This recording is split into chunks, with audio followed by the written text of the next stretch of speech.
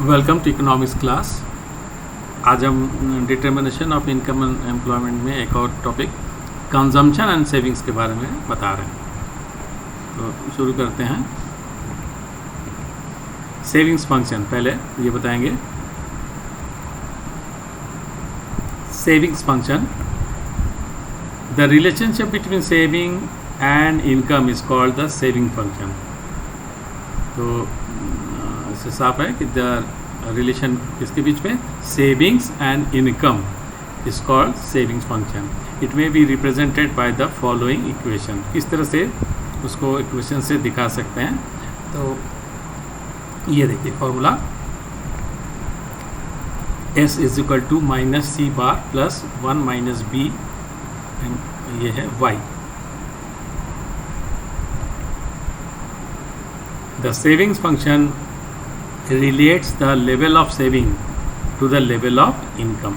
तो जो सेविंग का लेवल है और इनकम का लेवल है, इसको ये रिलेट करता है। ये फंक्शन का काम है। तो उसको डेराइव कैसे करते हैं ये देखेंगे। Derivation of savings function. We know that saving is equal to income minus consumption. तो इनकम से अगर कंजम्पशन को कम कर दें तो वही सेविंग होगी। कि आप कितना खर्च कर रहे हैं आपका आमदनी से, तो वो होगा सेविंग। इसका मतलब है S is equal to Y minus C. इसको ऐसे भी लिख सकते हैं, Y is equal to minus और इसके जगह C bar plus B Y. ऐसा क्यों? ये आपको पता है, मैं पढ़ चुका भी कंजम्पशन फंक्शन में। ये C is equal to C bar plus B Y. तो C के जगह हम लोग इसको लिख दिया यहाँ पे सी bar plus B Y. Bracket को तोड़ देंगे तो ये बाहर आ जाएगा, माइनस सी बार हो जाएगा, ये प्लस बी माइनस हो जाएगा। तो सी बार माइनस बी वाई हो गया। और इसको इधर ले आया तो ये माइनस सी बार इधर आ गया। अब यहाँ से वाई को कॉमन ले लिया, ये 1 हो गया माइनस बी। तो ये आपका सेविंग फंक्शन आ गया।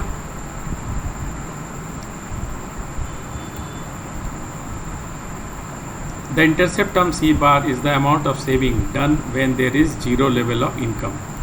तो ये सी बार क्या था? वाई इंटरसेप्ट था जीरो लेवल ऑफ इनकम में। तो इसको कह सकते कि उस लेवल में, जीरो लेवल में ये saving. As we know that C bar is positive, therefore minus C bar savings is negative। तो जब ये पॉजिटिव फिगर है तो माइनस आगे लगा देंगे तो ये नेगेटिव बन जाएगा। दैट मीन्स सेविंग्स जो है आपका नेगेटिव होगा। तो जीरो इनकम पे सेविंग्स का वैल्यू क्या होगा? Negative. Thus there is negative savings C bar at zero level of income. मतलब ये सेविंग का अमाउंट है जो नेगेटिव में है। तो आपको पता है कि जब इनकम ही नहीं होगा तो कंजम्पशन जो भी वो करेगा, तो माइनस सेविंग्स हम लोग कहते हैं उसको, डिस सेविंग। तो यही है कि वो अमाउंट जो है, ये पॉजिटिव फिगर है तो माइनस के साथ जब लगा रहे हैं तो ये नेगेटिव हो गया। इसका मतलब ये नेगेटिव सेविंग होगा जब जीरो इनकम होगा। इसका अमाउंट इतना होगा। Since negative savings is nothing but dissaving, this means that at zero level of income there is a dis saving of amount C bar। तो यही हुआ कि इसको हम लोग डिस सेविंग कहते हैं, माइनस सेविंग को। तो इतना अमाउंट का डिस सेविंग होगा जीरो इनकम पे।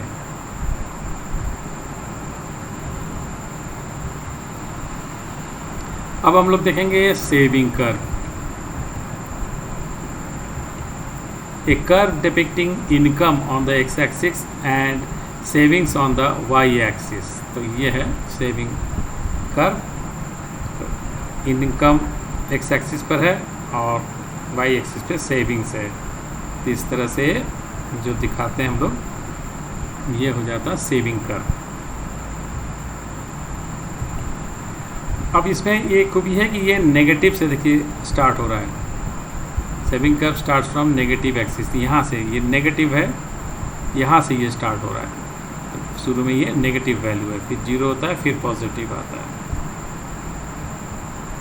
Saving curve starts from negative axis because of the assumption that there is some minimum level of consumption even at zero level of income, and to meet those expenses people will sell their assets or take loan, which is called dis savings or negative saving. तो जीने के लिए कुछ तो उनको खर्च करना ही पड़ेगा, जब पहले का सेविंग हो उसको तोड़ेंगे या लोन लें जो भी है, तो इसको डिस सेविंग कहेंगे इस पोर्शन को। तो ये इंडिकेट करता है जिसमें जीरो लेवल में इनकम है, और धीरे धीरे ये माइनस कम होता जाता है और एक समय ये जीरो पे आ जाएगा, ब्रेक इवन पॉइंट पे, जब इनकम और एक्सपेंडिचर इक्वल हो जाएगा, सेविंग जीरो रहेगी तो यहाँ पहुँचेगा। उसके बाद कुछ कुछ पैसा बचेगा तो पॉजिटिव सेविंग होगी। अब हम लोग समझेंगे propensity to save, marginal propensity to save. पहले बताते हैं MPS, the slope of the savings function represented by 1 minus b gives the increase in savings per unit increase in income. This is known as the marginal propensity to save, MPS। ये जो 1 minus b था saving function में, इसको हम लोग MPS कहते हैं।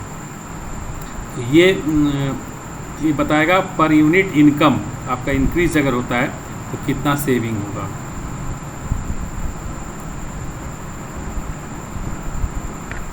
The ratio of change in savings delta S to change in income delta Y is called MPS।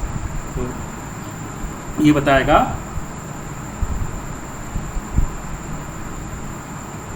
Change in saving और चेंज इन इनकम में जो रेशियो है वही होगा MPS।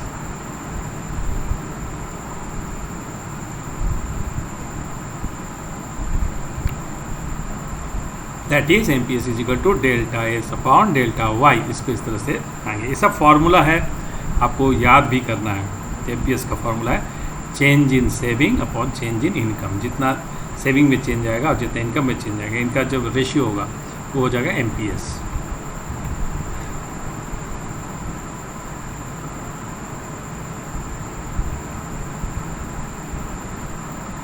The amount of autonomous consumption is exactly equal to the amount of dis saving at zero level of income। ये तो देखा है आपने, जो C बार होता है ऑटोनोमस कंजम्पशन, वो एग्जैक्टली उसका अमाउंट जो है डिस सेविंग के इक्वल होता है। ये हम लोगों ने देखा है C बार ओनली -7 साइन के साथ, -C बार तो डिस सेविंग है, तो इसके equal. This is because of the fact that Y is equal to C plus S, whether S is positive or negative. So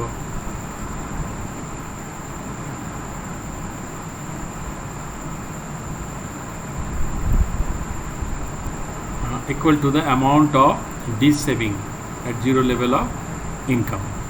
तो इनकम का फॉर्मूला यही होता है, कंजम्पशन प्लस सेविंग, चाहे ये पॉजिटिव हो या नेगेटिव सेविंग हो, तो ये फॉर्मूला होता है इसका। इन दोनों को जोड़ने से आपको इनकम मिलता है, कितना कंजम्पशन है और कितना सेविंग है। The slope of the savings function is 1 minus B. ये जो 1 माइनस बी है, इसको हम लोग उसका स्लोप कहते हैं सेविंग फंक्शन का। Since b is less than 1, it follows that 1 minus B and therefore MPS is positive. तो ये लेस देन 1 है, तो ऑलवेज ये नंबर आपको पॉजिटिव मिलेगा।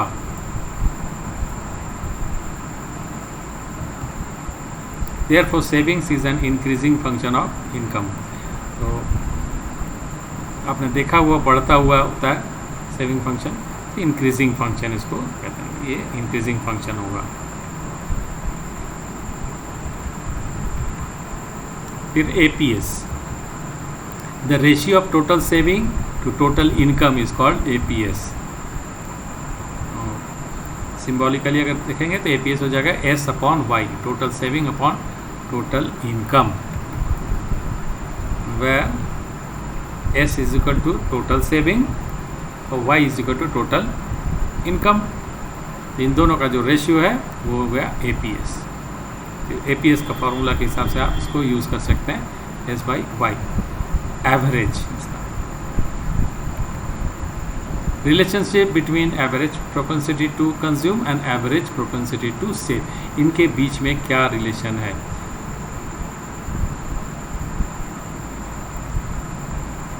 एवरेज APC और APS के, मतलब APC प्लस APS ये कितना होगा? ये होगा 1 के केवल, ये इसमें दोनों मिला के 1 आएगा। उसी तरह से relationship between marginal propensity to consume and marginal propensity to save, मतलब MPC प्लस MPS ये कितना होगा? ये भी होगा 1। ये भी दो इम्पॉर्टेंट फार्मूला है, इनको भी आपको याद करना है, सब हम लोग न्यूमेरिकल में यूज़ भी करेंगे।